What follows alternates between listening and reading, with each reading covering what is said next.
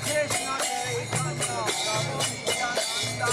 Shri Krishna Chaitanya Prabhu Nityananda. Hare Krishna.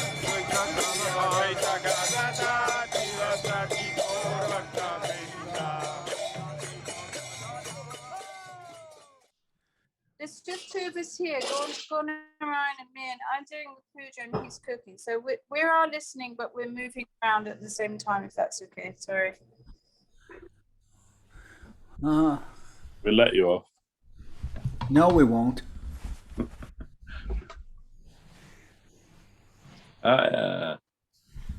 Good to see you, Maharaj. How are you doing? You're looking effulgent. It's because this is effulgent cloth. Dandavad Maharaj. Dandavad Gaura Chandra. How are you doing? Good. Happy to see you back from Mexico, and sharing with us on Wednesday. Very happy.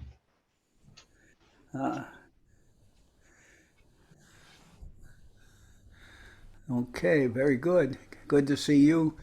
Dandavad Maharaj. Dandavad Falguni. So happy to see you as well. Everything is good. Your business, your restaurant is open? Well, right now we're closed. We don't open on Tuesday, Wednesday evenings, but yes, we're open. All going well. Oh.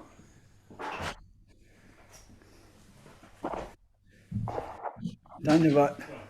How are you doing? Good, very good. What brings you over here? Him to help them put the roof on that place.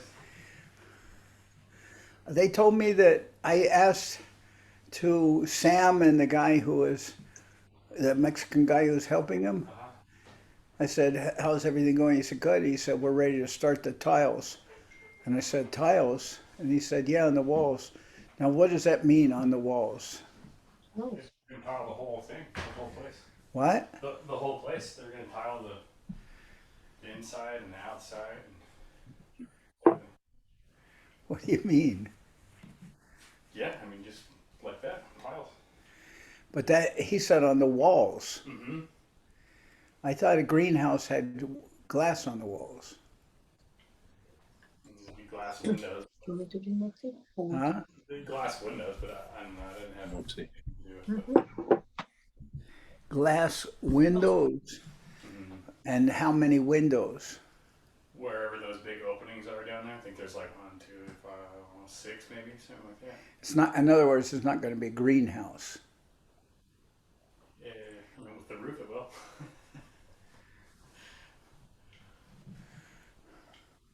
No, I mean it'll serve its purpose as far as getting heat in there.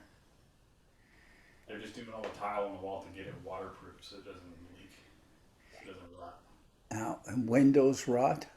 No, the windows are made of like plastic. But glass windows would rot? The glass windows rotted on the old one because there was so much wood around. So there was some water that was getting sprayed in there.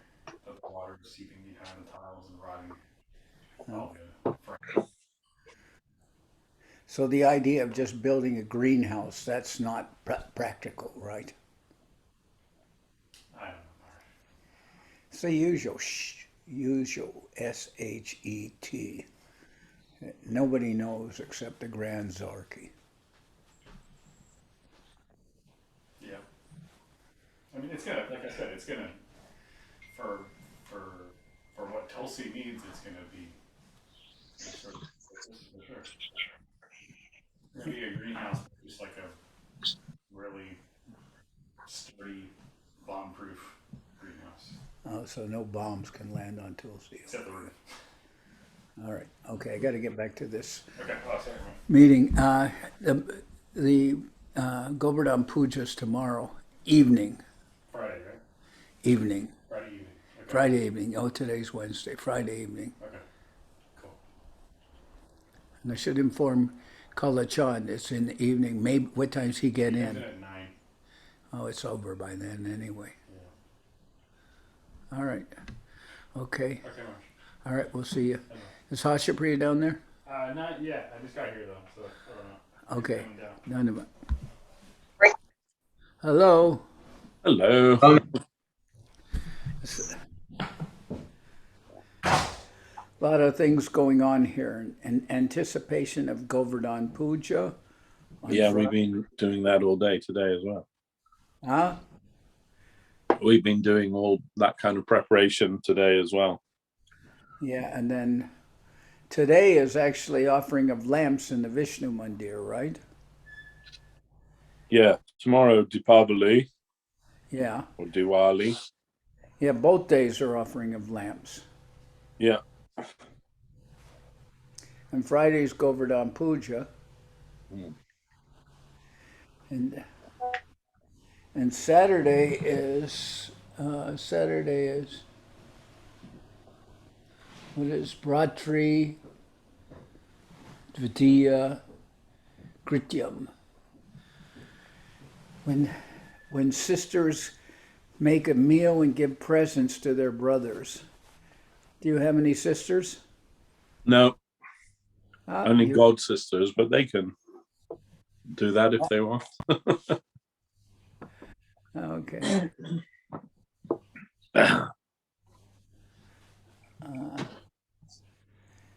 Okay. Ishanuga, how are you? Hello, Maharaj. How are you? Good. Happy to see Rasaraj, you. good to see you. Yes. Andavas Yes, Maharaj, right. Andavas, devotees.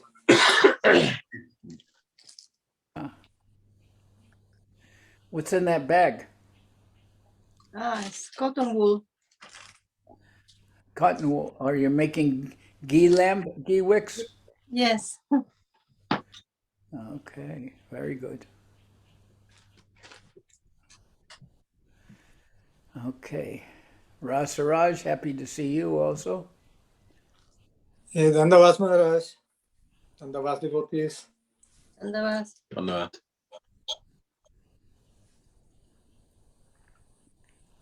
Did we ever wind up sending invitations to that? What's his name? Ahmed Pishwa something. Don't think so.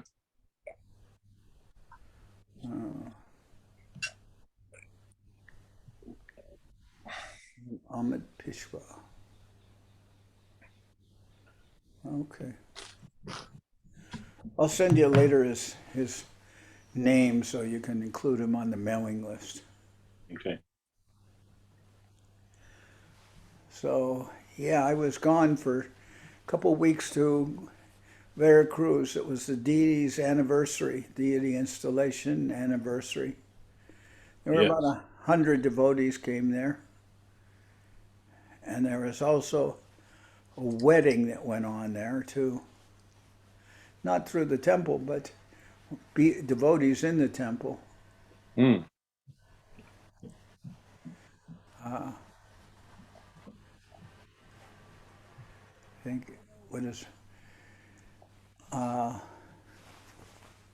one person named Srivas. He's a son of Rasamrita, who's also the mother of Bimala Nandini. Anyway, Mm. he got married to one girl, I believe her name is Nayana Sundari. And anyway, so we had that Mm. intermixed with all the festivities and Nice. so everything going well in London? Yeah, Maharaj, going on. Ticking over. Going on is synonymous with kicking over? Ticking over, not kicking. That would be a bit too brutish, wouldn't it? Kicking. So what is the word that you use? Ticking over. Like P-I-C-K?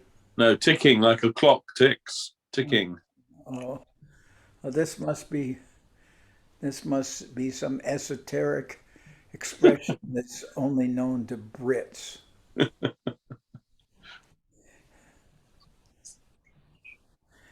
Ticking over. This comes from Yeah. the TikTok site, huh? Yeah. I suppose so. Oh, okay. So do we have any questions from Anonymous? Don't think we do, no. Not yet. Oh. Lakshmi Kanti, this is the first time I've seen you in many eons. Yeah, we haven't seen us. And about devotees. Yes, we finally have a little bit of Where's he time. going? Just because I greeted you, he's left. Oh, He's going to make tea. Krishna is going to make tea. Tea? Yes. That's against the regulative principles. But, Herbal tea. yeah, we never say what kind of tea. Oh, okay, that's good.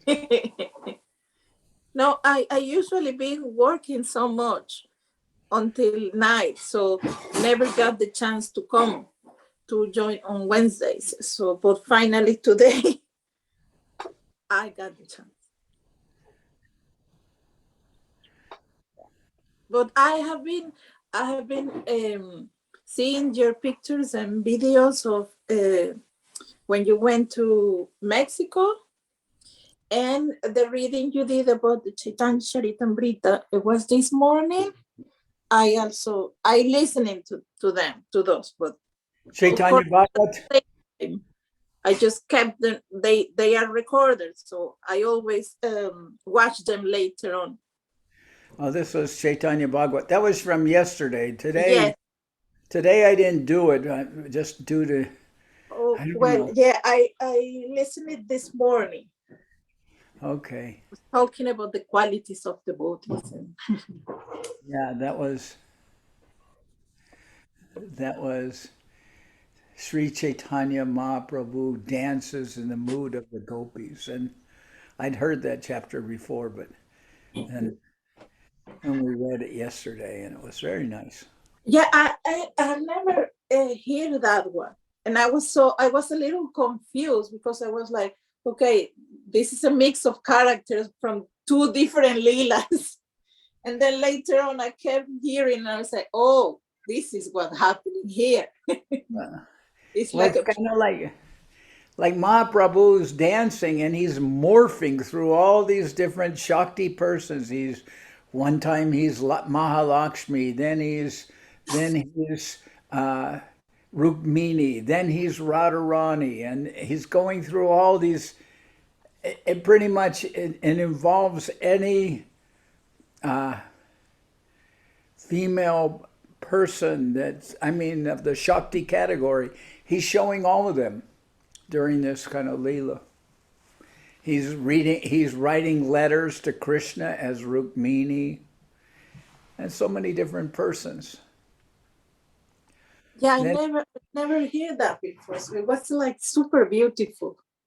Yeah, I heard Goswami Maharaj once speak about this, and I believe it was in reference to this because it talked about all the paraphernalia that he had arranged for the dance and everything. And one thing I omitted that I heard Goswami Maharaj read it. I guess he read from this, and it says all these things, and it also says braziers, but I think the word that they must have used was cholis or something. Anyway, I just dropped that. I didn't include that because I didn't know. Anyway, what can I say? I'm just an ignorant sannyasi. I don't know about all these things. But I thought that chapter was very beautiful.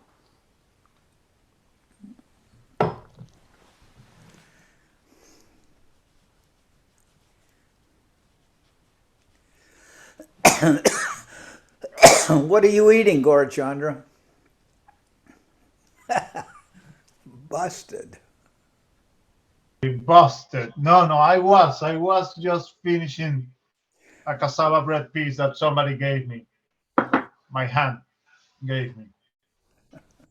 Your aunt. But it's gone.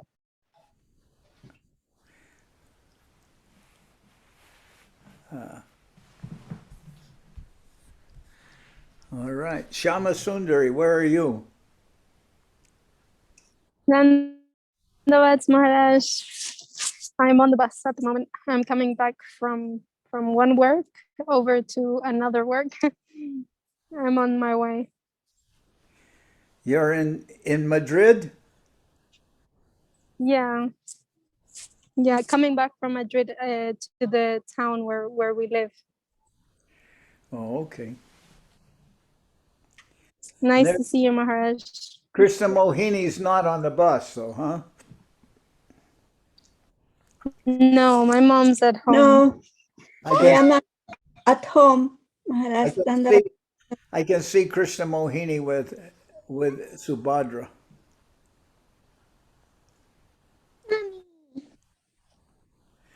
And Subhadra showing your teeth.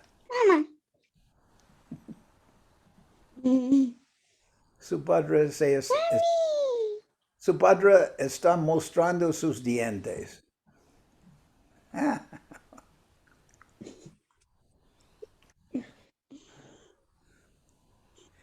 Mira Subhadra.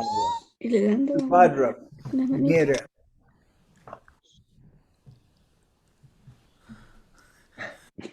Y le dan al Maharaj. Ahora enseñándole que le falta un día.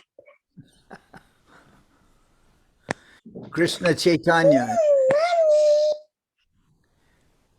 Krishna Chaitanya, there you're in Ukraine, huh? Lord Maharaj. Yes, I am. How are you, Maharaj? I'm good.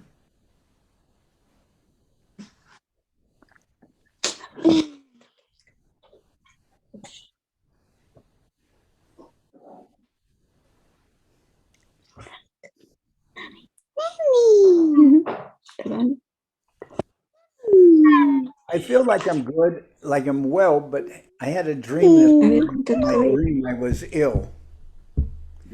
So I don't know what that means. Ese cabello como empapado.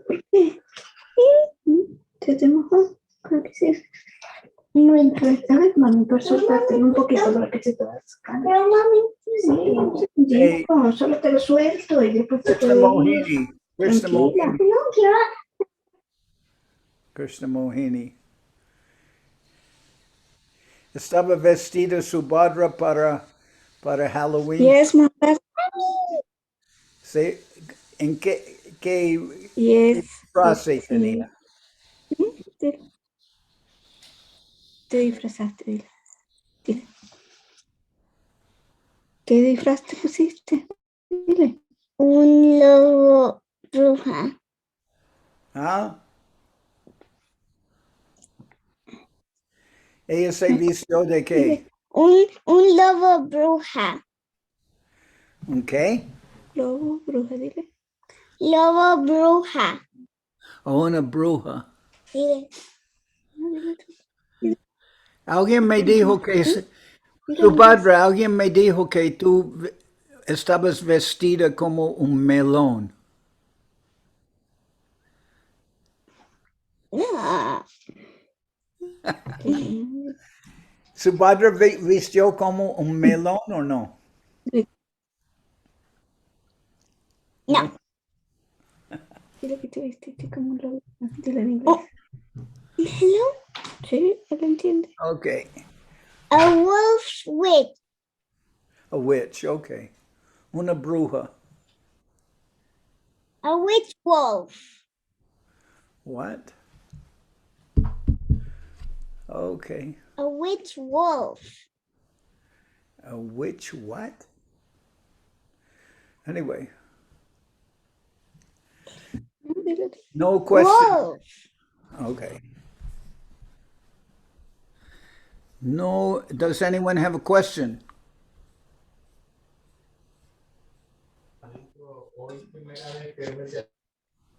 So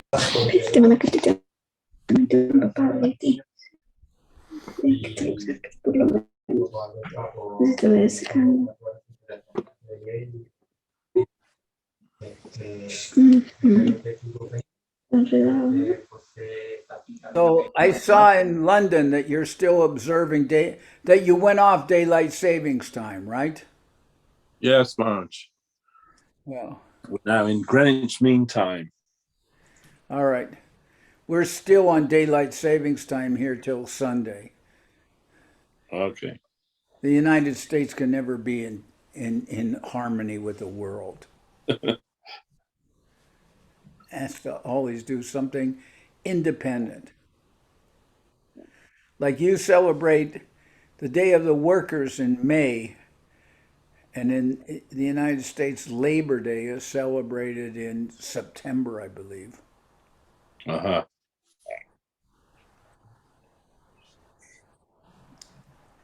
So as to not give any wrong impressions. Check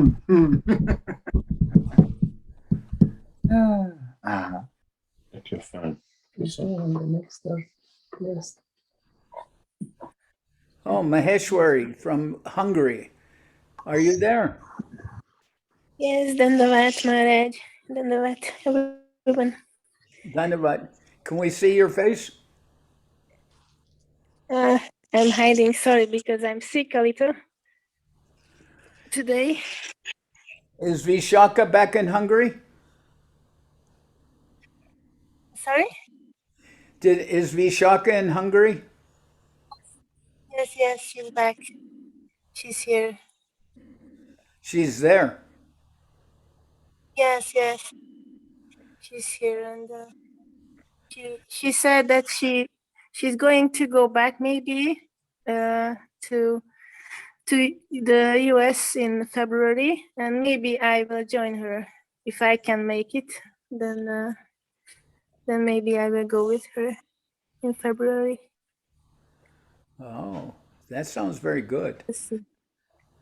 Yes, I hope I can make it. That would be nice. In February, can you get off work?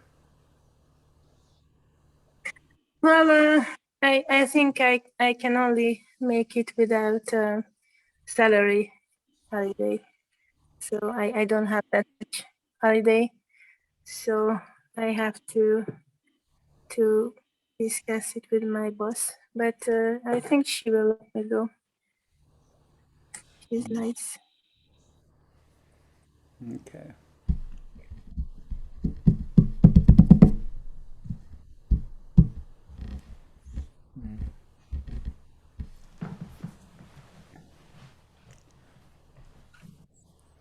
Maharaj, could you maybe tell us about your first encounter with Srila Guru Maharaj?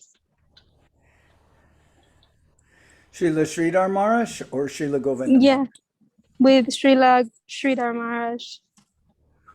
Okay.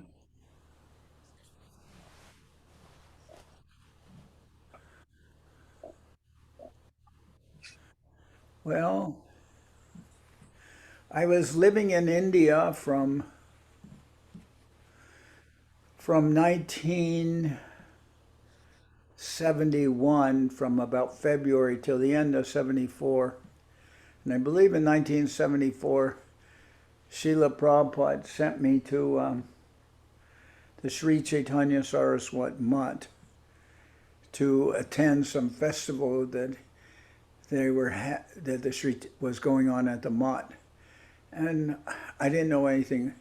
And Srila Prabhupada sent me there to attend the festival.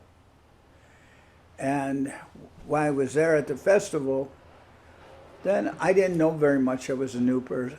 Well, I was a young brahmachari. In 74, I was like 29 years old. And I met with Srila Guru Maharaj, and then when I came back, Srila Prabhupada told me about Govinda Maharaj.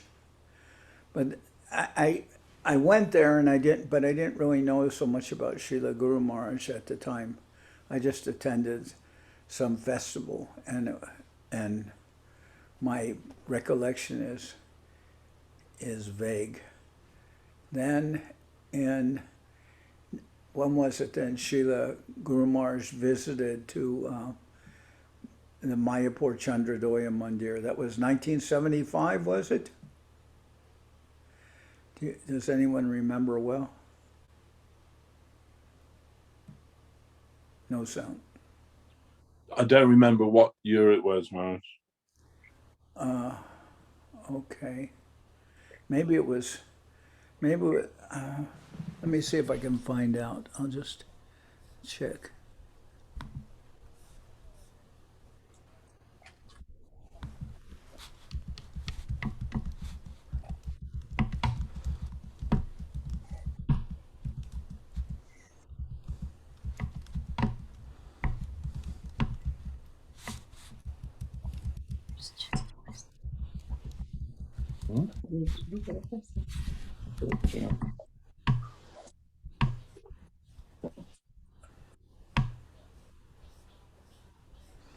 Okay, it was during the inauguration of the Sri Chaitanya Chaitanya Chandradoya Mandir, the inauguration of the temple there in 1973. And that's the picture that has Srila Sridhar Maharaj and Srila Govinda Maharaj at the microphone. I'm sure you've heard something about that transcript when Srila Govinda Maharaj talked about Prabhupada, and he quoted the verse by Raghupati Upadhyaya where he says, "Who can I tell and who will believe me?" And that verse is about Krishna, who's the Supreme Lord, is hiding in the bushes, hunting after the gopis in Vrindavan. But in other words, activities which would normally be considered incongruous with the normal moralistic conception of God. But, that verse is by Raghupati Upadhyaya, and it refers to that. Who can I tell and who will believe me? That Supreme Lord who everyone's worshiping is hiding in the bushes, basically chasing after Srimati Radharani. And Govinda Maharaj quoted that about Srila Prabhupada. He was using that expression to refer to who can I tell and who will believe me, that person who we knew was Abhay Charan Dey, that he has gone to the Western countries. We knew him basically as a family man, as a member. Prabhupada knew Guru Maharaj in Allahabad. Prabhupada had a pharmacy there, and Guru Maharaj was part of the temple, the Gaudiya Math temple there, and they knew each other then. And Srila Prabhupada established some friendship with Srila Guru Maharaj because he recognized him as, the most advanced follower of Srila Bhaktisiddhanta Saraswati Thakur. Anyway, that relationship existed, and they knew, in Guru Maharaj and Govinda Maharaj, they knew of Srila Prabhupada. Prabhupada's sister, who we call Pishima, I don't remember. Does someone remember what her real name is? Pishima means aunt. Avantari Devidasi. Bhavantari? Yeah. Okay. So,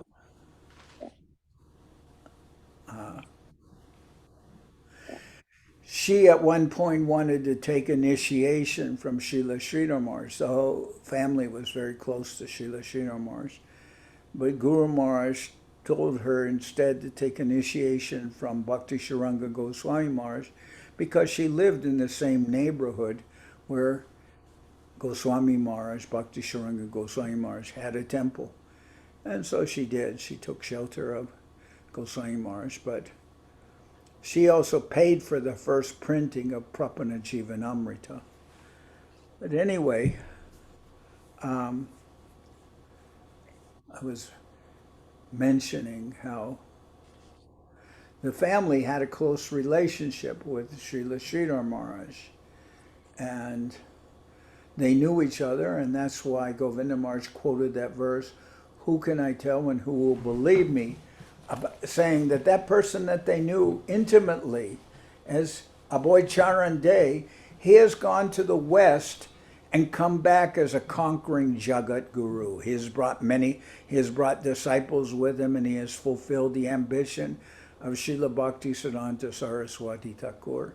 In fact, Guru Maharaj arranged for a parade for Srila Prabhupada through Navadip when he came back from the United States, and with some disciples. Initially, there was Achyutananda and some others.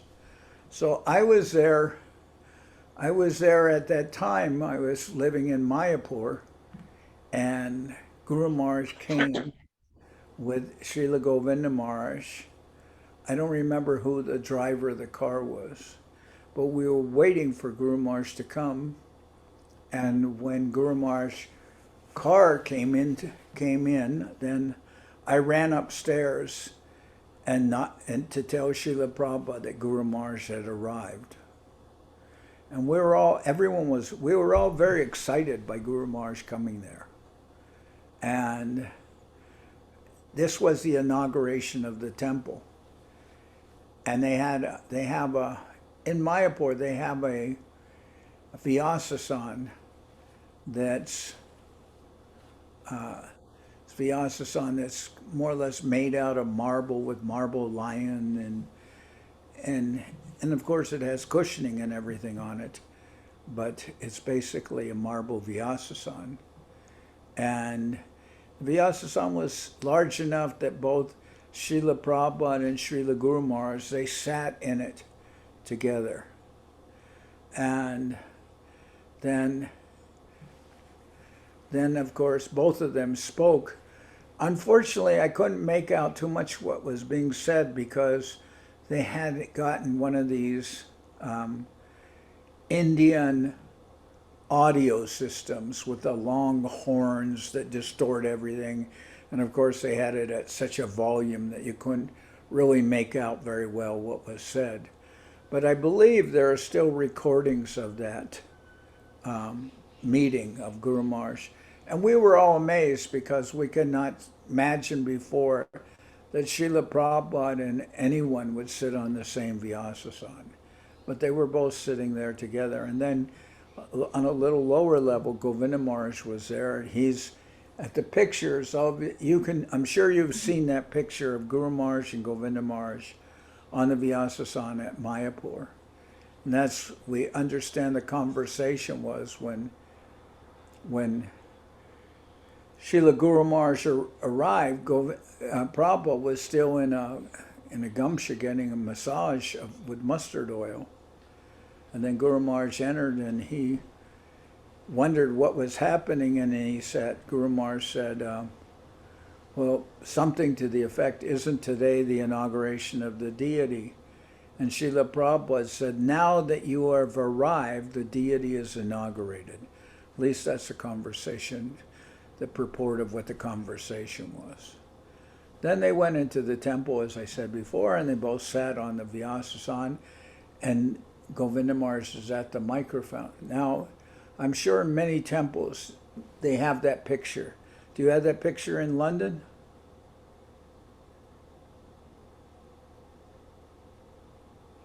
Yes, we have it, Maharaj. Yeah, don't have it on the wall, but we have it. Yeah. Yeah, it's a very famous picture. So I was there. That was the year that was 1973, and it was very amazing. And then that was when I saw Guru Maharaj, and then also I heard that I think I heard this myself when they were conversing that Prabhupada asked Guru Maharaj to come to Mayapur and live at the Chandradoya Mandir.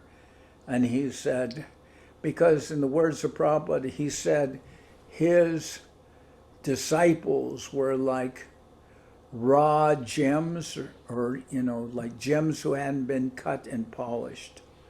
And he asked that Guru Maharaj would give them that polishing and, prepare them properly as Vaishnavas. He's considered that his Prabhupada considered his disciples were like uncut jewels. And he felt that Guru Maharaj could properly make them Vaishnavas. And he asked that Guru Maharaj would come there, and he said to Guru Maharaj that if you will come here, I will have them build an elevator for you. In other words, you can live on one of the floors above, but you won't have to walk up the stairs or down the stairs. I will arrange an elevator for you. And Prabhupada was earnestly asking Guru Maharaj to come and stay with him at Mayapur, at that temple. But Guru Maharaj said that he didn't think when he told me, Guru Maharaj said, I didn't take him so seriously in the sense that I considered that he's younger than myself. Guru Maharaj appeared in 1895, and Prabhupada appeared in 1896. So the difference in age between them is about 8 or 9 months, I think. That Guru Maharaj is about 9 months older than Prabhupada. But Guru Maharaj was thinking, he's healthier, he's younger, and he's healthier than me, and he has disciples all over the world. He seems to have so much energy. Then I thought, what is the need that I train anybody when they have him? Then they have Srila Prabhupada present. And Prabhupada and Guru Maharaj didn't so much consider that. Then, as I said, about a year later, I was sent to Guru Maharaj's, to the Mutt, the Sri Chaitanya Saraswat Mutt, for a festival that they were having there. So, but the program at Mayapur, I knew more of Srila Guru Maharaj, and I'd heard Srila Prabhupada speak of Guru Maharaj. Then I went to that festival at Mott the following year, but I didn't see so much or hear so much of Srila Guru Maharaj because it was a big festival and many of Guru Maharaj's godbrothers were there. Then, but I heard Prabhupada afterwards speak about Govinda Maharaj. Then then I think then Prabhupada left this world in 1977, and Prabhupada had left he appointed 11 gurus as acharyas, 11 gurus. I think you all know about that, or have heard about that, right? Who those 11 gurus were, right? Yeah. And then after that, there seemed to be some disharmony within ISKCON, and Guru Maharaj urged that the number of gurus be expanded. And so ISKCON later added 3 more gurus, which was Swarup Damodar, Gopal Krishna, and myself. I think all were sannyasis. Swarup Damodar,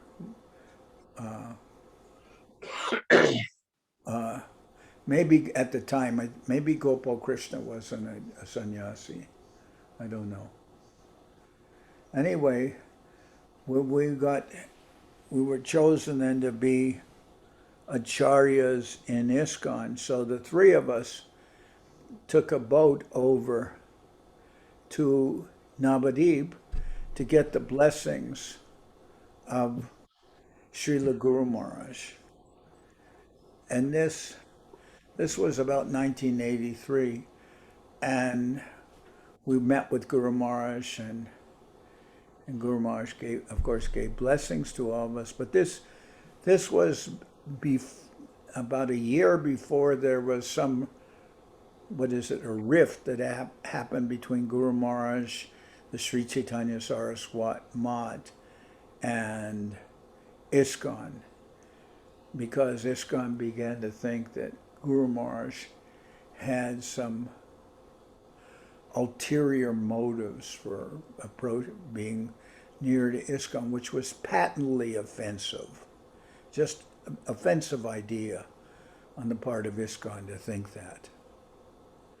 But then that was around 83, 84, 85, like that. And then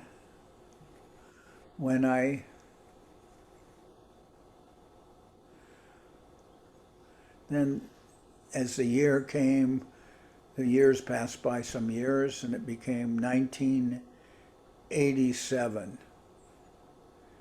And actually, from Prabhupada's disappearance in 77 to 87, you might say I kept busy because I was working in Latin America, and we were distributing books in Latin America, basically Prabhupada's books and Srimad Bhagavatam, so many books. Like in Mexico, we were distributing over $1 million a year in books. Was kind of something substantial. Of course, the economy at that time was in a much different state than it is now. Nowadays in Mexico, you couldn't distribute even a million incense sticks. You couldn't distribute anything 1 million now. But in that time, I mean, the devotees were going out and distributing books, and there was like literally tens of thousands of dollars coming in every day, if you can imagine that, in the whole country.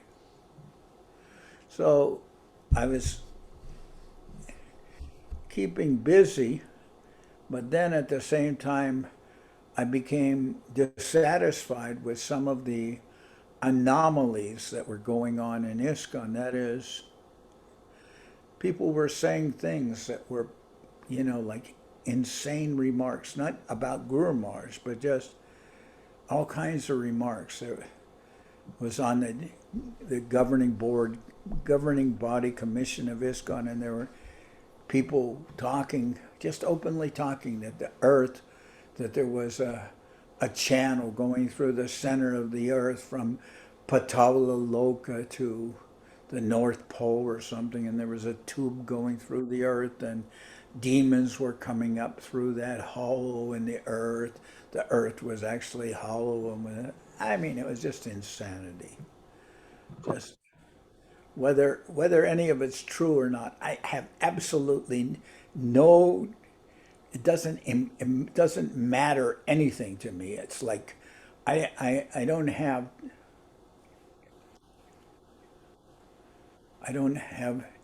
time for stories about the Baba Ganoush. I know Baba Ganoush is a dip or something, but I'm just saying all these kind of crazy stories, and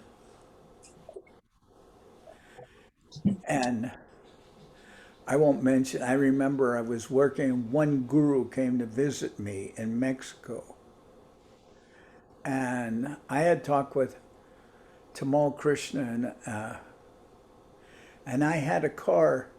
I had gotten a car, and it was a brand new Chevrolet Malibu. Brand new. And this guru visited, and he told me first he told me that he wanted to go to this swimming pool with the devotees, a public swimming pool. So we went to the public swimming pool, and I got out to talk to the person at the entrance of the parking lot of the public swimming pool because I was negotiating a group discount for the devotees who were going into the swimming pool. And then the guru told me, don't do this. You make me look cheap. Just pay the full price, which was totally absurd. I cannot imagine Prabhupada or Govinda Maharaj or anyone saying that. Just pay the full price.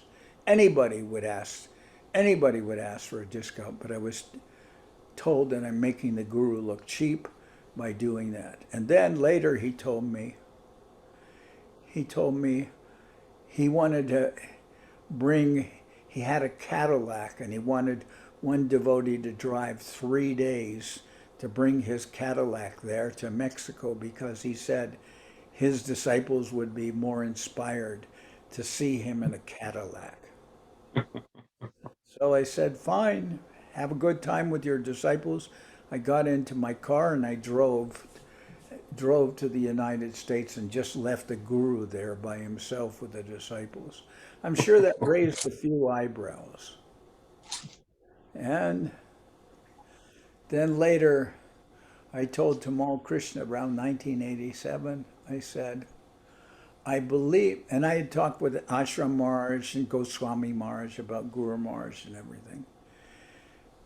And I told Tamal Krishna, I'm more or less, I told him, I'm going with Srila Sridhar Maharaj because I can't stand it here any longer.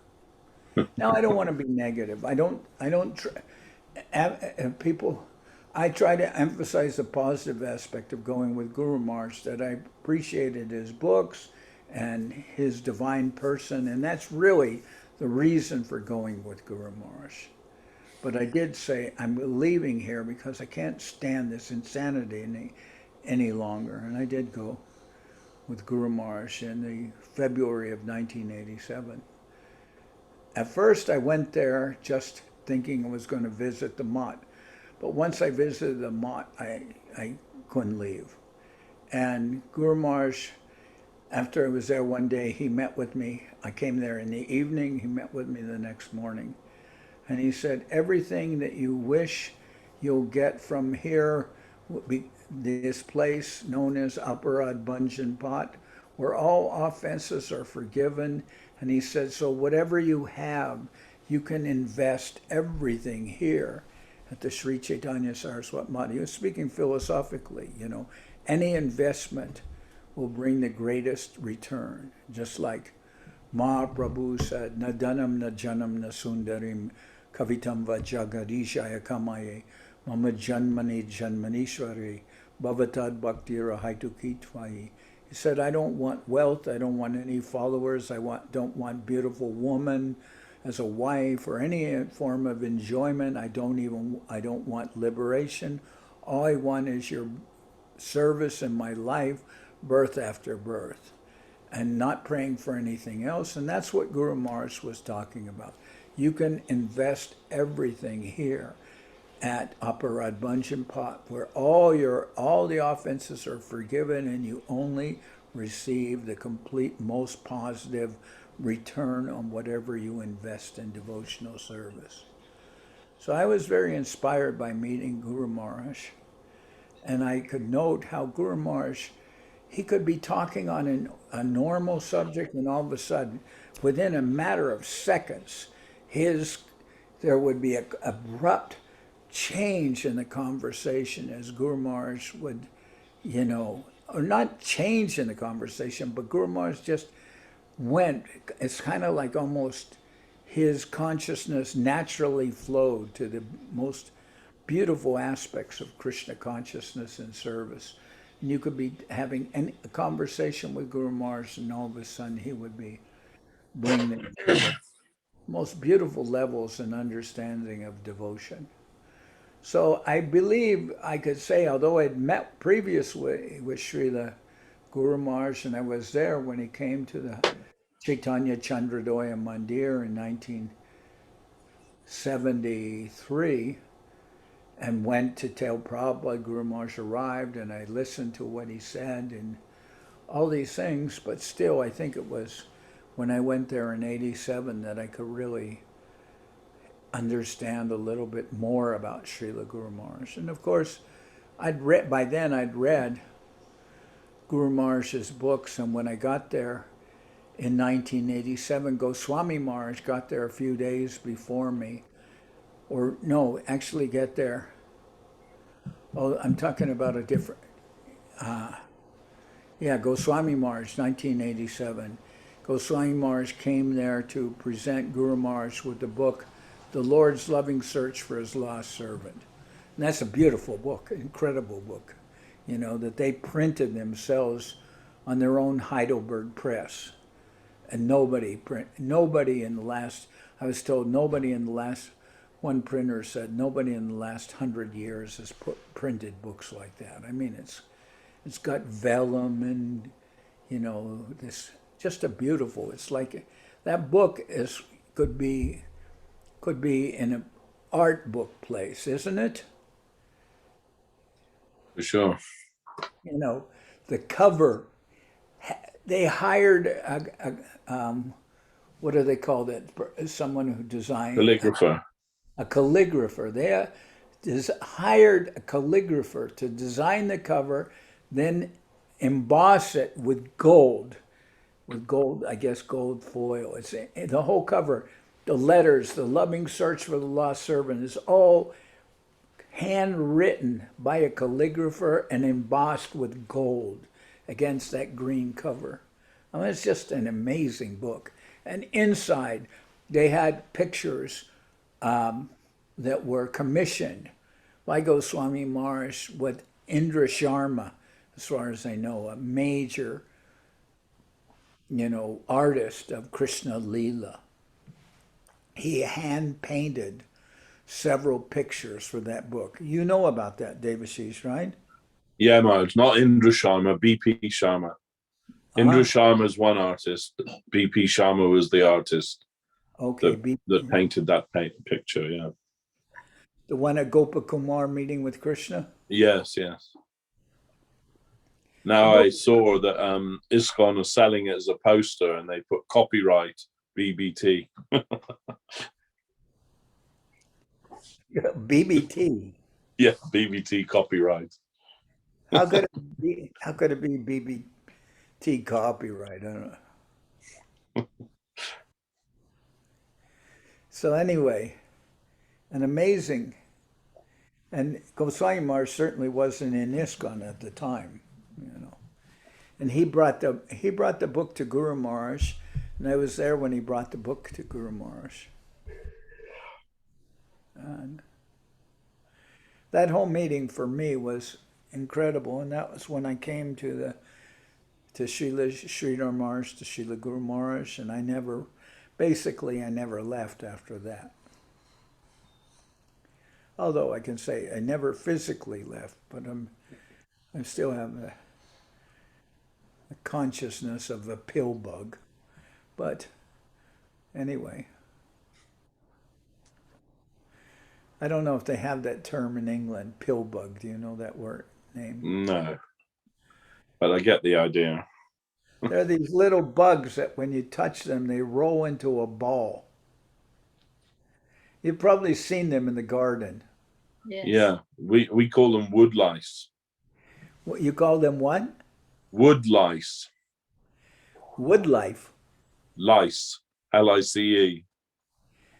Oh, they're not lice at all. No, they're like a little looks like a little armored shell they have on them, isn't it? Yeah. Yeah, they call them wood lice over here. Oh, in America we call them pill bugs because they roll up into a pill if you touch them.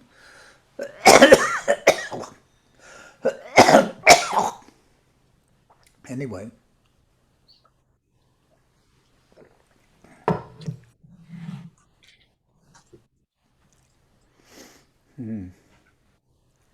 Well, Subhasini, how are you? Dandavats Maharaj. Yes, I'm very good, Maharaj. Happy to see you after a long time, actually. Oh, I was gone for, I don't know how many of these meetings I missed. I was gone 16 days. Did I miss 2 meetings or 3 Yeah, meetings? 2. 2, okay. Maybe I missed something before that also. Ah. Well, it's good to see you. Everything's good in Ireland? Yes, Maharaj. Yes, by Gurudev, yes, you're okay. Yeah. Ah. And you, Maharaj, everything, your travel, everything was okay. Yeah. Yeah, it was nice. I didn't really plan on traveling. I didn't think I was going to travel anywhere. But Kala Chand, that's Sanatani's eldest son, I believe. He was staying in Mexico. He's married to Mayeshwari from Argentina. They were in Mexico, and he bought me a ticket. He just went ahead and bought me a ticket for Mexico to go there and come back. So, when somebody buys you a ticket, then I guess that kind of settles whether you're going there or not, right?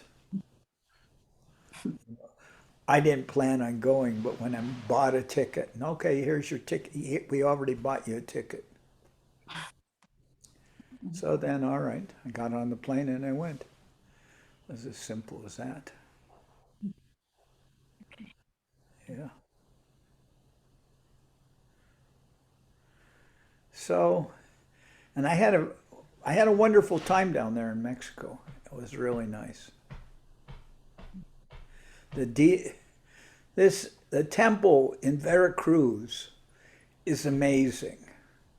First of all, this is a place in Mexico most visited by Srila Govinda Maharaj for the simple reason that Govinda Maharaj didn't do very well with altitudes.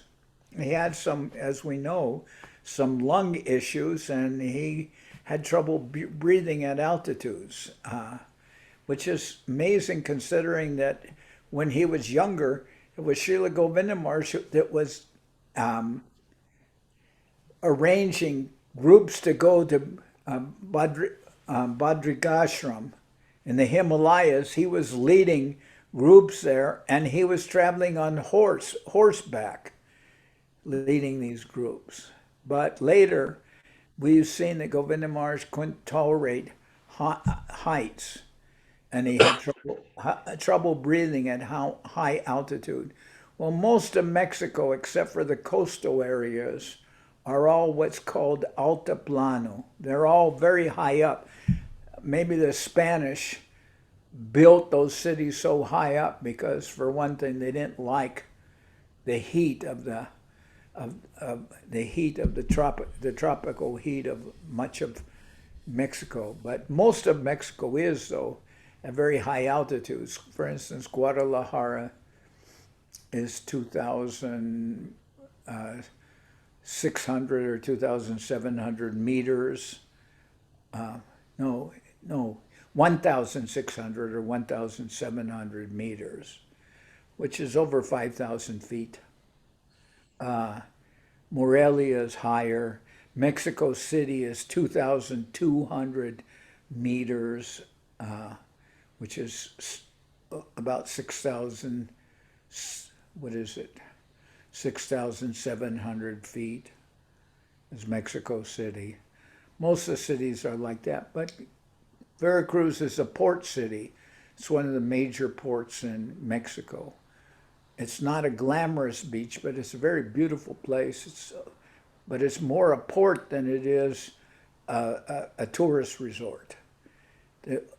So many ships come into Veracruz bringing cargo from all over the world. So Madhu Chanda, she's in Veracruz, and she arranged to get the land donated. She made a petition to get everyone signed this had to sign this petition for the government to give land free to the society, practically in the center of the city. And she got hundreds and hundreds of signatures. And then she petitioned the government, and the government gave her a very beautiful piece of land in the center of the city. And then all the temples in Mexico joined together in building a temple. And the temple that they built is like an Indian temple. There's arches and columns and everything, marble, and it's very beautiful. And the deities that they got there, the deities are all, I mean, of course, it's the Supreme Lord. He's not made out of any material elements, but the deities are what is it, brass or bell, I guess you would say brass deities. And they're very beautiful deities. And that temple in October, I'm trying to think which day, October 20th, it was on the Purnima day. It was the 14th anniversary of the deities.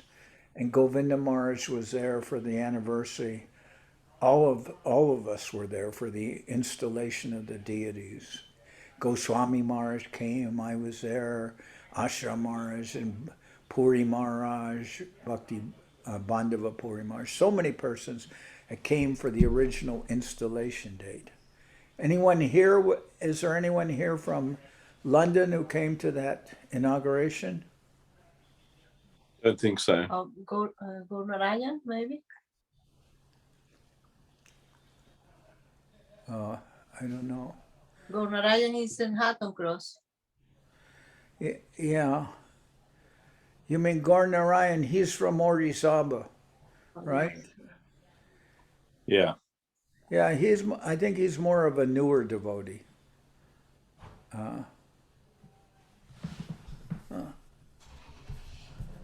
He's a devotee from childhood, Maharaj. And he's here. He's from childhood. From a child devotee, from birth. From where? From birth, from when he was born. His mother is definitely devotee. Yeah, she was there in Veracruz. His father is undercover devotee. Yeah. His mother's what's his mother's name? Ananda Mayi. Yeah. Okay. Yeah. All right. So, did you go there for the inauguration with Govinda Maharaj? Yes, I was like 9 years old. Okay.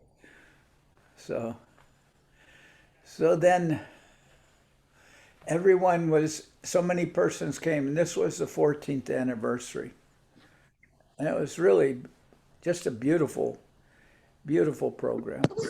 And then one devotee's wife, that Dhruvananda, his wife, Madhura Priya, she passed away from COVID about a little over a year ago. And we took her ashes out into the ocean. But the boat we had more or less was what would you call it? Like kind of what do they call those boats that go pretty fast with a motor? Schooner? Huh? Schooner? No, I think they call them speedboats. Oh. Anyway, maybe it wasn't a speedboat, but we went on it out into the ocean, and then Dhruvananda put his wife's ashes in the ocean. But all in all, it was the whole time there. It was just amazing. We had so many kirtans and beautiful programs, and maybe 100 devotees went there for the festival, and it was really nice. So, like I said, I had promised to Madhu Chanda Didi that I would go there for that inauguration. But I didn't know exactly how I was going to do that because I was still reluctant to travel. But then Kala Chand, he just bought me a ticket. So then I guess that was settled. And while I was there, let's see, here.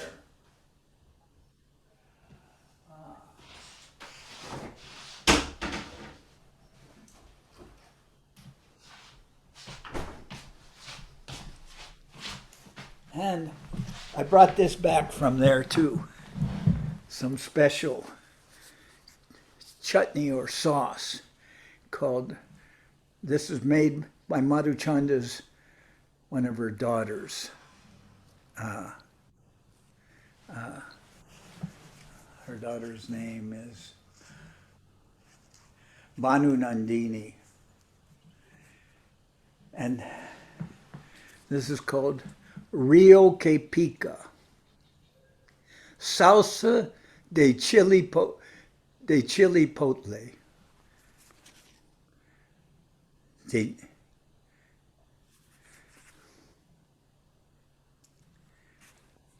Oh, salsa de chipotle. This is salsa de chipotle. It's called Rio que Pica. Special sauce made from a special kind of chili called chili chipotle. Esta salsa Rio que Pica es una cosa muy buena. Usted prueba una poquita, come hasta barriga llena. Really nice.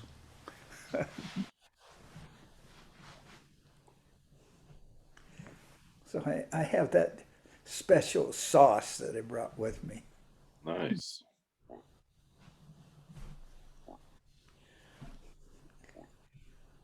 My service is here in Soquel, but if I could live anywhere, and I'll add the word safely, if I could live anywhere safely, I would want to live in Mexico. But I have to add that word safely there. So,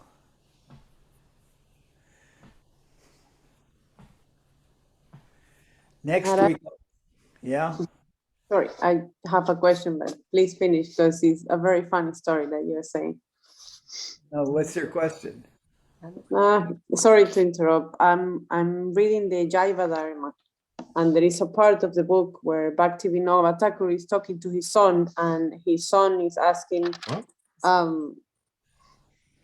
that how someone can become, if you need to study to become a Vaishnava, and then Bhakti Vinod Thakur said, no, that you don't have to study, that you actually have to surrender to the feet of a Vaishnava to receive their blessings. And then his son asked him, what has a pupil to do after having gone through this process of Diksha and Shiksha? And then he replies, one has to practice service of Krishna while leading a moral life. This is the practice of a proper function of the soul, and is called the principle of Avideya, natural means. The principle of Avideya? Avideya, yeah, natural means. The Supreme Lord, Sri Krishna Chaitanya, has declared it to be the only principle of Avideya, in as much as it happens to be the message that has been strongly emphasized in the Veda and all the spiritual scriptures. My question is, what does moral life means here, and what Avideya means? Well, modern life, I don't think you have to ask me that question because you're living it. Yeah. Yeah, so you don't have to ask what it is. You're living it. We don't see around us the natural Vedic culture going on, especially in the Western countries. And I think, when you pass by in London and when you see signs for jellied eel and pie mash, right? Is that right, Devashish? Pie and mash, yes. Jellied eel and pie mash, then you might have an idea of what modern life is in London, right? Not modern life, moral life. She's asking what is moral life? A moral life. You have to live a moral life.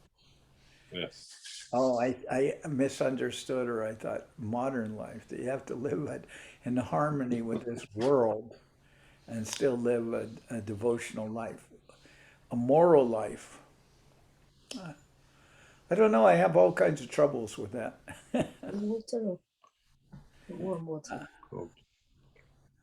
You know, I feel that I'm trying to follow devotional principles, but I'm at heart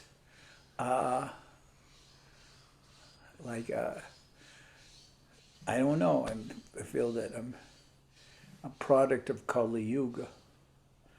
So as far as living a moral life,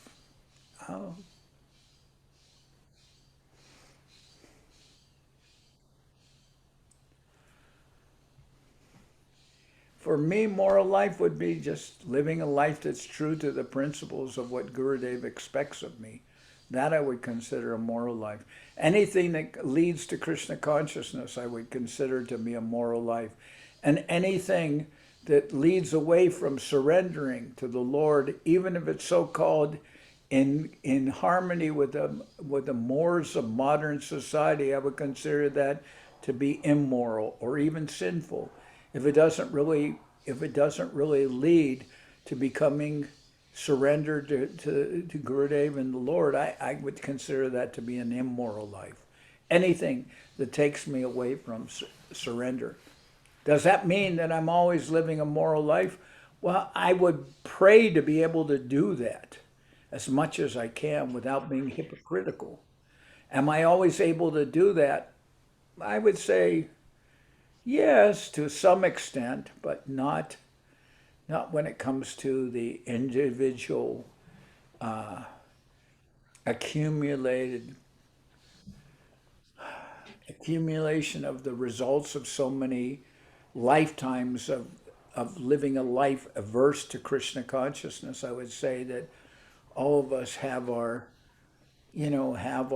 dust that's covering in our heart, and that's why Mahaprabhu is saying Cheto Darpanam Marjanam Bhava Mahadavagni Nirvapanam. I would say we're trying, only through the glory, mercy of the holy name can we get rid of those things that take us away from Krishna consciousness, which I would consider them to, anything that takes us away from Krishna consciousness, I would consider that to be immoral. Now, then I have some natural questions. We're saying Cheto Darpanam Marjanam Bhava Mahadavagni Nirvapanam, the 6 Shastic verses and glorification of the holy name. But then my question to myself is, am I always endeavoring to chant the holy name? Am I making actually a sincere endeavor to chant the holy name? You know, am I true to those principles? You know, I can go in the temple and join in a kirtan, but am I trying to immerse myself in the chanting of the holy name? That question I sometimes ask. And then anything that's not conducive to Krishna consciousness. Well,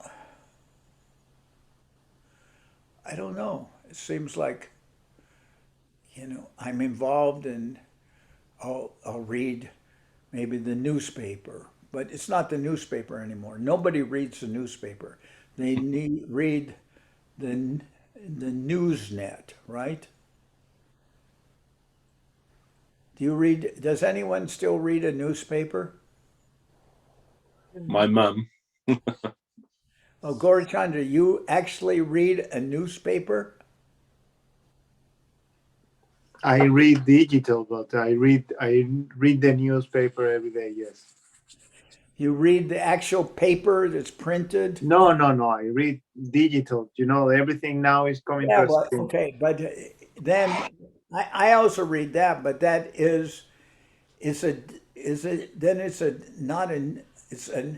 It's not a newspaper. It's a news Feed. news blog or a news Yeah. news blog or a news. What would you call it? Feed. Uh, A news feed. a news feed. Okay, that sounds good. News feed.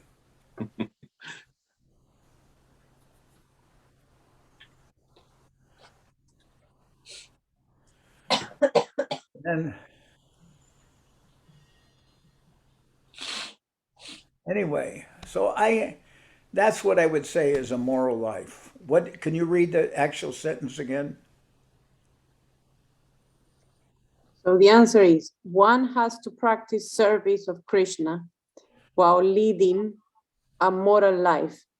This is the practice of the proper function of the soul and is called the principle of avideya, natural means.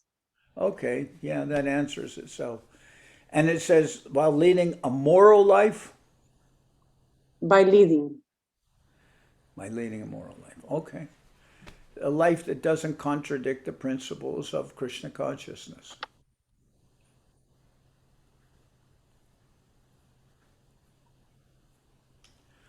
So that's all very nice. Whose translation of Jaiva Dharma are you reading? Let me check.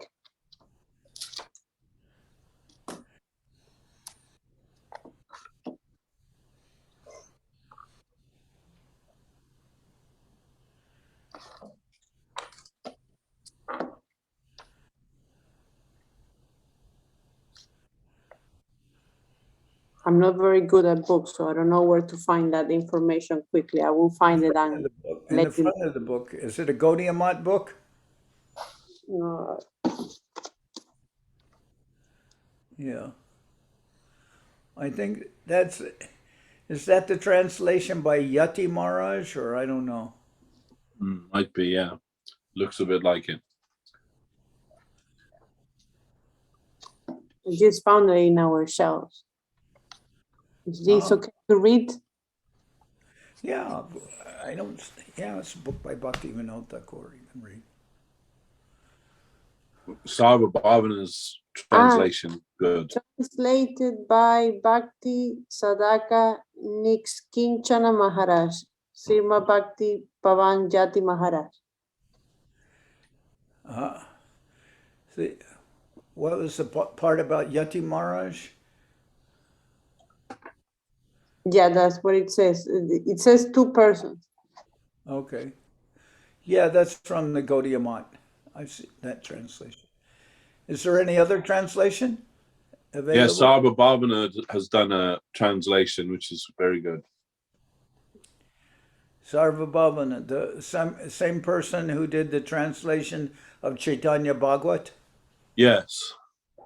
Oh. Yeah, he's done a number of Bhaktivinoda Thakur's books, and his translation is pretty good. I have that translation. I think it's pretty good.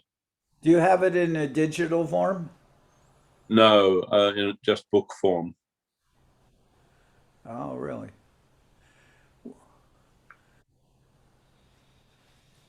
Okay. Where did you get that book? In Vrindavan?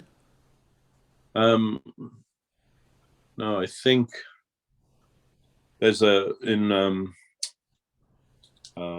Belgium. There's a group of devotees there called the Bhaktivedanta Library Service, and I bought it from them, and they've published a few of his, not published, but selling a few of his translations.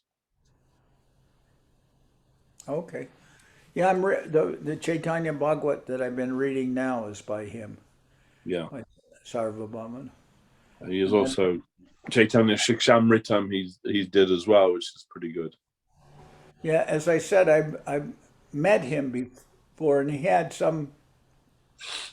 I think his wife, I think, is a foreign devotee. German, yeah. Huh? She's German, I think. Yeah, and I think his son, I don't remember his son's name. I think his son was initiated by Guru Maharaj or something like that. Yeah. Yeah, when I met him, he was coming to see Guru Maharaj a lot. Yeah. I met him also.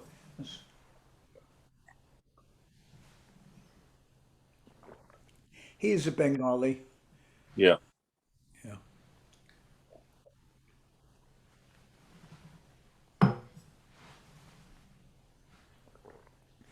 So anyway, that's Jaiva Dharma. I haven't read Jaiva Dharma, but I'm not so good at reading, but It's very nice. I wish to do so. I think that's a good book. Yeah, it was one of Srila Maharaj's favorite books. Hmm.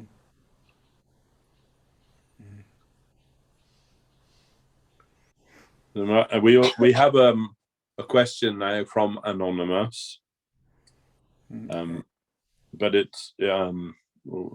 she's asking if because Green Street Temple, we have a lot of Bangladeshi devotees coming there, and she's asking if you could say something about the recent attacks on the Bangladeshi temples and the murder of the devotees there, and why Krishna would allow such a thing. I wasn't aware of that. Can you say something about that? Yeah, it was like 9 days. They attacked at the Iskon temple, Gaudiya Math temple, many temples, many Hindu temples there. And the Iskon temple, they murdered 2 of the devotees there, and stabbed a lot of devotees. There was like a mob came there, Muslim mob, and then then devotees who lived nearby in the area nearby, their houses were smashed, and one family, all the girls, including a 10-year-old girl, were all raped by the Muslims, and very, very terrible things. So a lot of our supporters who come to the Green Street Temple, they've been asking about that. They've been protests at the Bangladeshi embassy, at the Houses of Parliament, and so on. But yeah, so Anonymous is asking, like if you would say something about that, and why would Krishna allow that to happen in his temple? Mm-hmm.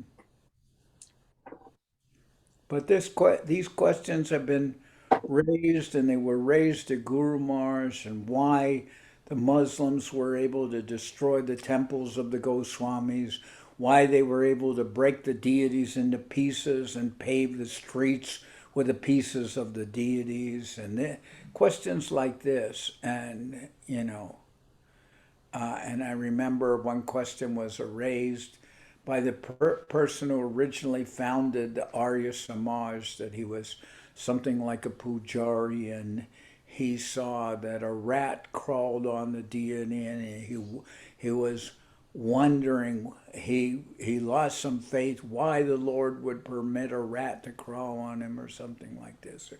There are all these questions raised by people who think that that the Lord has to just send some bolt of lightning and manifest some miracle whenever devotees are threatened, or etc.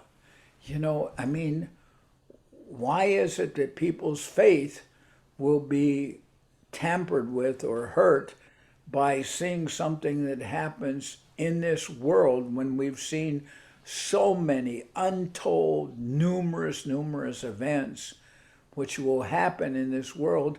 And why should one's faith be placed in demanding a demonstration of loyalty by the part of the Lord or Gurudev, etc., to stop these atrocities from happening?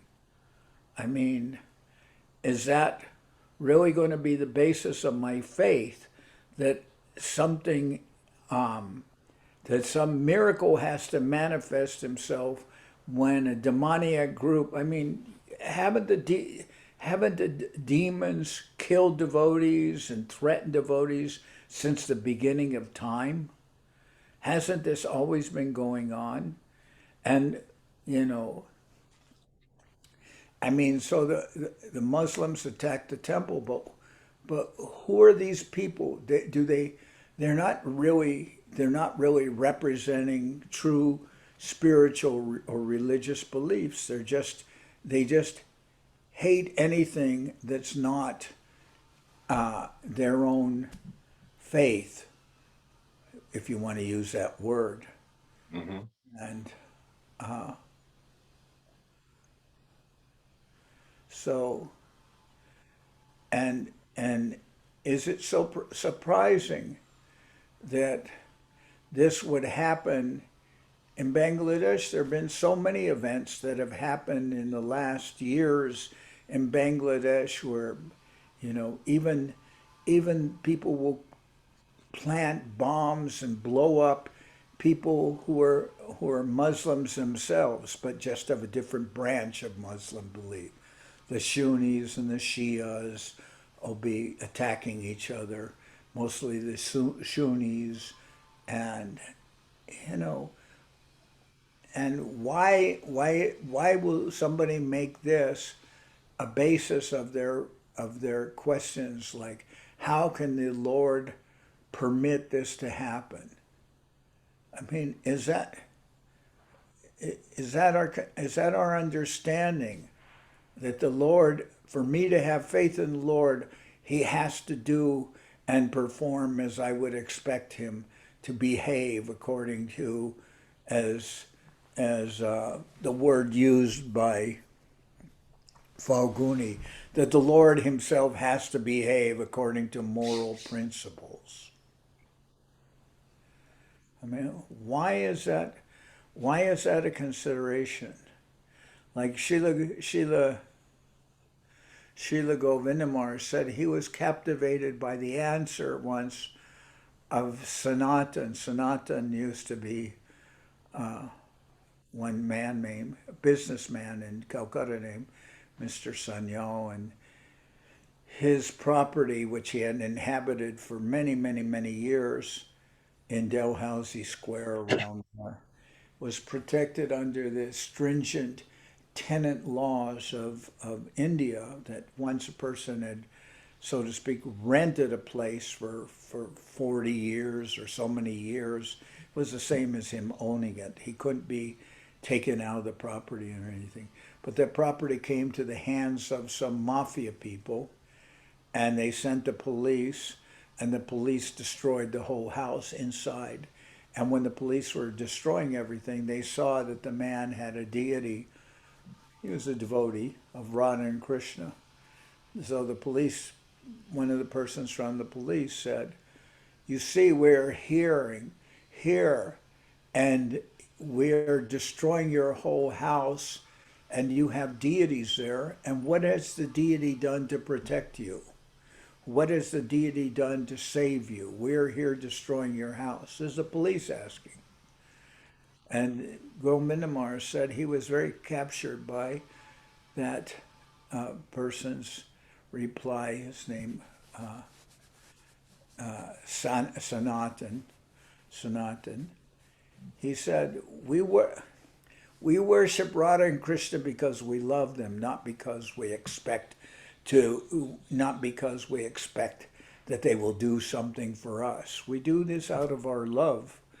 And Govindamar said, he said, the idea that I will think that the deity or the Lord has to personally protect me according to my understanding, without actually understanding what it means to be protected, to feel oneself always to be protected by the Lord, to expect that the Lord will serve me and protect me according to my understanding of what that protection should be, that's a rather incomplete or immature understanding of, what can one expect? What can one expect in this world? What situation could one not expect of any kind of situation can happen in this world? Why would someone feel that inherently they are, outside of the jurisdiction of some of the worst examples which can be happen in this world. You know, why should one feel that, oh, this can never happen to me? I mean, wasn't it, I believe it was it Socrates that they were going to kill, and then he said, yes, you can do that, but you'll have to capture me first. And they already had him captured. So what did he mean by that? He was already going to be killed. He said, but you'll have to catch me first. What does he mean by that? He means that you can kill my body, but you'll never be able to touch my soul. And my soul is part and parcel of the Lord. Now, I can say those words very easily, and then somebody can remind me of that when I'm dying under adverse circumstances. But that's the reality of the situation. We are in this world. Just like I'm looking outside, it's very sunny out here right now. So many sun rays are here, and they're illuminating the whole outside. And as Srila Guru Maharaj, I believe, says, those sun rays are not from this world. They are here, but they are not from this world. They are from the sun planet. They are not part of this earth. The sun rays that are illuminating everything, they're not from this world. And I am not from this world. I am a ray of consciousness, a jiva soul here in this world. So they may twist and turn and burn or whatever they're going to do on my body, and I don't look forward to that, but that to expect that I will be exempt from any undesirable situation, you know, that the Lord is you know, my order supplier. This is like, to me, I mean, it just smacks of being of my incomplete understanding of what is reality. And how will the Lord allow this to happen? Well, it's the same thing. The Christians, many people come to the conclusion that there is no God because there are too many atrocities in this world. So now the atrocities are happening to devotees in a particular place. But when the atrocities happen to everyone else, then that proves that is their conclusion that God doesn't exist. That's a wrong conclusion. Why? Because they're happening to you, and you're a karmi. You're a karmi dog. So you deserve to get tortured like this. But these persons, they're not karmi dogs. These are actually devotees, initiated devotees of the Lord. I mean, what kind of an understanding is that? Do you feel that that really represents a true understanding of who we are or what we're about? I don't know. Maybe I'm just looking at the wrong angle of vision. I mean, in the past, people were not, Hindus or devotees or whoever were not killed. Deities weren't broken and streets paved with the pieces of deities. Temples, even of the Goswamis, were torn down. Didn't that happen? Yes. Well, how did the In Lord the time of allow? Saraswati Thakur. Huh? No, yeah. I was just saying, Maharaj, in the time of Saraswati Thakur, there was one temple was attacked by Muslims and they broke the deity there. And then one of the devotees asked Saraswati Thakur, why did this happen? And his reply was, Krishna is showing you that even if his deity is destroyed, he is not destroyed. Yeah, and even if Krishna's devotee is destroyed, that devotee is not destroyed. Yes. But obviously that such a thing could happen. It's shocking. But I will say, and maybe wrongly or rightly, but I'm saying that such a thing could happen in Bangladesh does not greatly surprise me.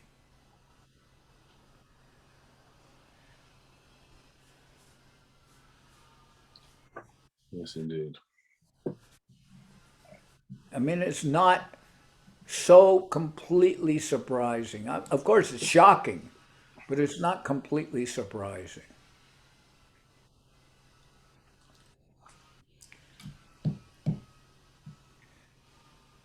And I don't believe that these were always the relationships. I think that what's going on in the form of you might say so-called religious extremism or religious terrorist or anything, I would say the majority of that is politically motivated and politically created. Does that seem unfair? No, it is that. Sadly.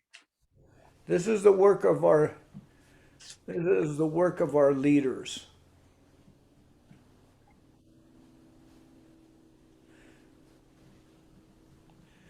This is just, most of these things have some political agenda behind them, either as an action or a reaction.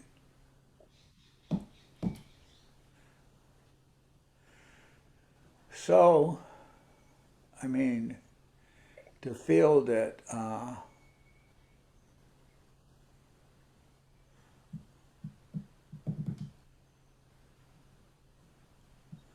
let's see. I mean, this has been a major theme in Christianity for a long time. That if God exists, then how come there's so many atrocities that go on in this world? Have you not heard that? Has not anybody heard of that theme before? Yes. In literature, it's a major theme. People write that God cannot exist because there's too many atrocities happen in this world. Therefore, there cannot be a God because these things exist, and therefore there is no God because a real God would not allow these things to happen. That understanding of God, is probably a little worse understanding of God than Santa Claus.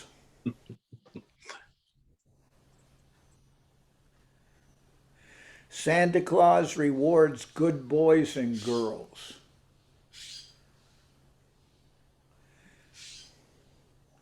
But if Santa Claus doesn't bring nice gifts for good boys and girls, it must be because Santa Claus does not exist. We must have thought that because most of us don't believe in Santa Claus, right? I wouldn't go that far, Maharaj.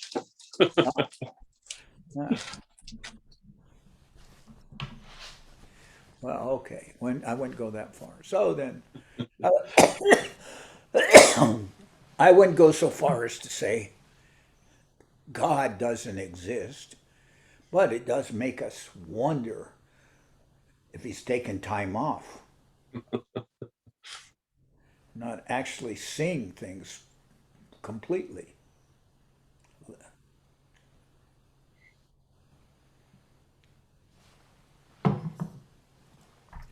Anyway, I don't know if I've answered Anonymous's question satisfactory.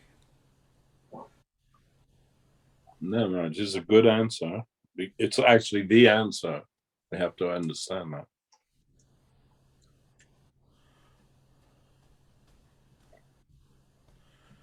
I mean, I believe this is a theme, maybe not in these exact words, or I think it's a theme that Guru Maharaj has dealt with this theme on many occasions. Yeah. And then what was Well, a little more, you have to think about it, but what about the statement of Guru Maharaj? World War III, let it be. A point on a line on a plane in a solid.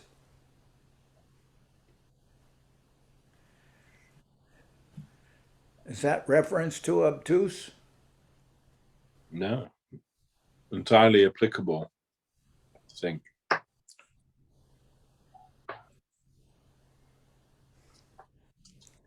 Or Guru Maharaj's statement with sometimes the boys were throwing stones, and the frogs said to the boys, "Oh boys, it is play to you, but it is death to us."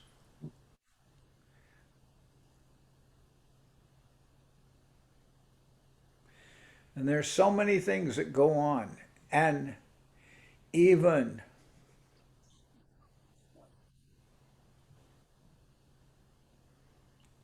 you know, even we can say on one level it's not equitable, it's not, you can't draw a one-to-one comparison, but we're involved in a world where there's death around us at every single moment.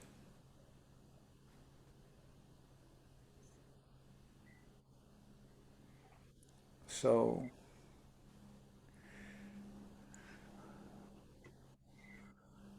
only one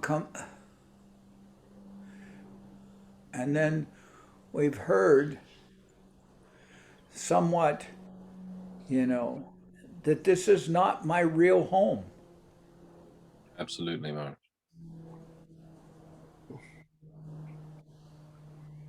This is not really my real home.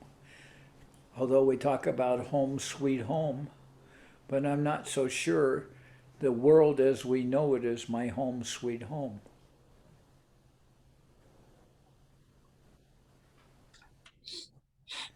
But I'm very sad to hear about that.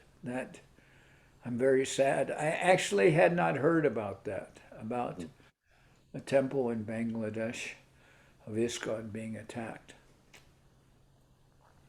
I know in Mexico, a couple years ago, some devotees were also killed by the mafia, because the mafia there in Mexico is, there's so many narco gangs, and some of them are very fundamentalist Christians also. And they have, I forget that they have one group, and when devotees, I believe it was in Urwap, and they had a restaurant, and one group there didn't like that they weren't Christians, so they kidnapped some of them and killed some of them. Yes. So, I don't know. Anyway, do we have any other questions from Anonymous or anyone?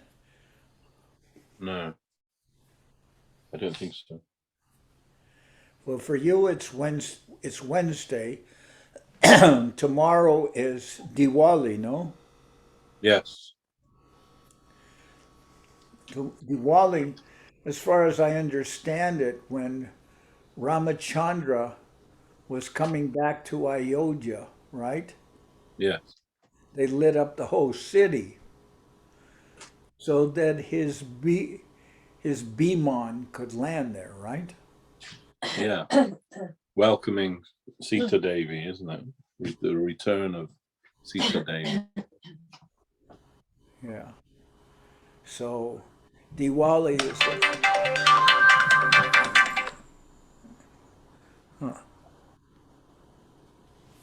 So Diwali is actually the return of Lord Ramachandra to Ayodhya. Is that correct? Yes. And in Bengal, is it the same time as Kali Puja or something like that? Maybe. around the same time. Is it? Okay. I think they're both about the same time. And then tomorrow, not tomorrow, Friday will be Govardhan Puja. Yeah. Are you doing that in your temple? Oh yes, Maharaj. Yes. At what time? In the morning time. I wanted to do it in the morning here, but so many devotees said they would be unable to attend in the morning because they have to work. So they persuaded me, and we're doing Govardhan Puja in the evening.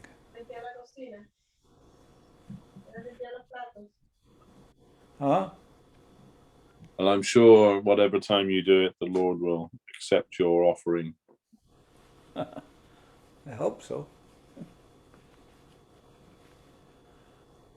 Every year, Gurudev used to, not every year, but many times, Gurudev would bring me up on Govardhan Puja. He would just say 123, and then I would have to say how many different preparations we made. He always beat me, always, every time. It was a little thing that we had going on for some years. Who was that that called you? Gurudev, Srila Govinda Maharaj. Oh, nice. Yeah, it was beautiful. And another thing I saw that I was very happy at seeing, I saw the the arrival of the deity and their installation in Thailand. Yes, yeah. Of the original deities there. Yes. From San Jose. Absolutely, yeah.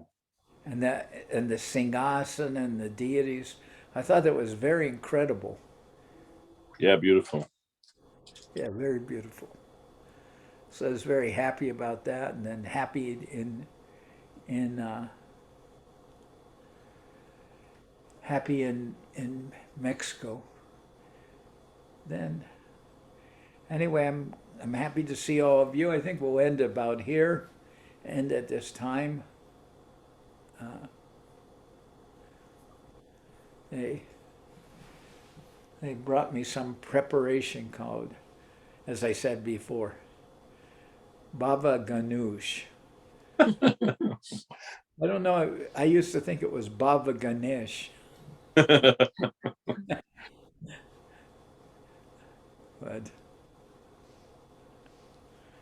so, my Dandavat pranams to everyone. Jai Maharaj. I hope Dandavat Maharaj. Dandavat. Dandavat to all the devotees. Dandavat Maharaj. Dandavat Maharaj. Dandavat.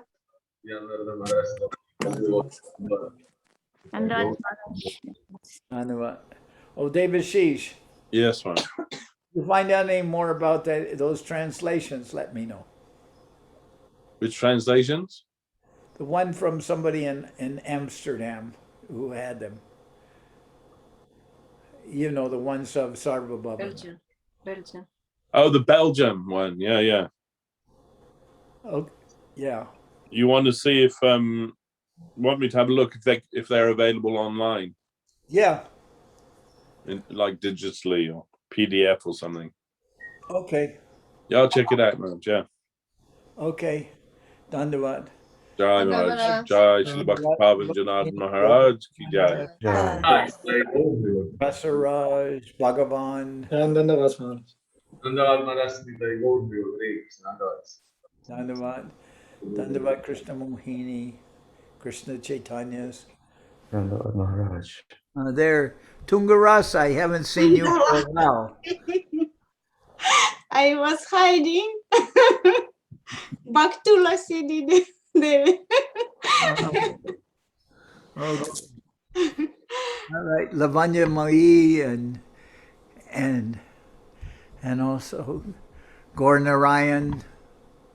Dandavat. We'll see all of you. Lakshmi Kanti. Dandavat Maharaj. Nice to see. And is there still someone there with you? No. Prabhu went to visit his father that is in the country right now. So. Oh, okay. All right. My Dandavas. Dhanyavad Maharaj.